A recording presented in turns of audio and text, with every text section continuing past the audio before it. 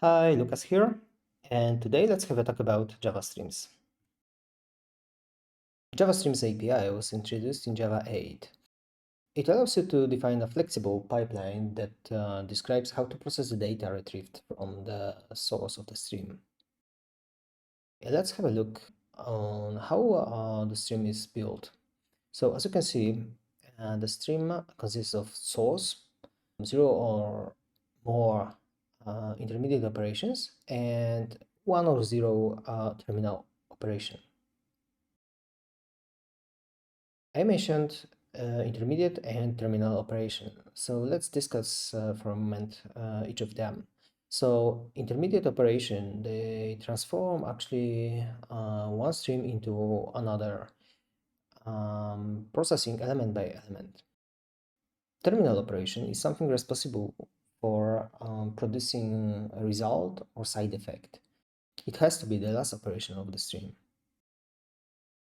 Okay, let's have a look how we can create streams. At the bottom, you can see some examples of creating streams. So we can create an empty stream, or we can create streams from array, from list. We can generate an infinite stream of integer in this case, or we can, for example, create a stream from iterator. Okay, let's have a look on the one of the most common terminal operation. forEach allows you to execute some action or side effect on every element of the stream. What is important, if the stream is not ended with terminal operation, it actually doesn't execute. Okay, let's have a look at two another terminal operations, collect and findFirst. Collect operation allows you to produce a result from a stream. Let's have a look on the examples below. As you can see in the first example, we just produce a single string from the stream by joining all the elements with dash. In the second example, we collect whole stream to a list. In the third example, we just collect all of the elements to set. findFirst and findAny are also terminal operations that allows you to return the first or any of the element of the stream.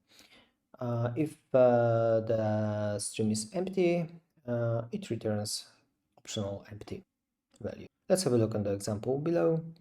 As you can see, when we call findFirst on our stream, the result is optional of A.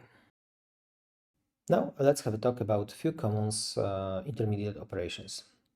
Skip, limit, and filter. So skip allows you to skip few first elements of the stream. Limit allows you to limit the number of elements you want to process in the stream, and filter allows you to filter out elements which doesn't match to the condition. Let's have a look on the example below, where I showed you how you can mix those intermediate operations to achieve very interesting results. Okay, so let me show you how you can read the stream.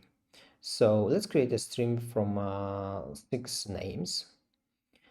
Then let's keep first of them and take at most 4 of next. Then filter from those 4, filter only those who starts with A, which is Adam, Alan, and Amor. Then skip skip the first of them. Take at most 1 of the left and collect the result to a list. Okay, that's all what I've prepared for this tutorial, but in the next part I will talk about more advanced operations. So if you don't want to miss any further tutorials, please subscribe to my channel.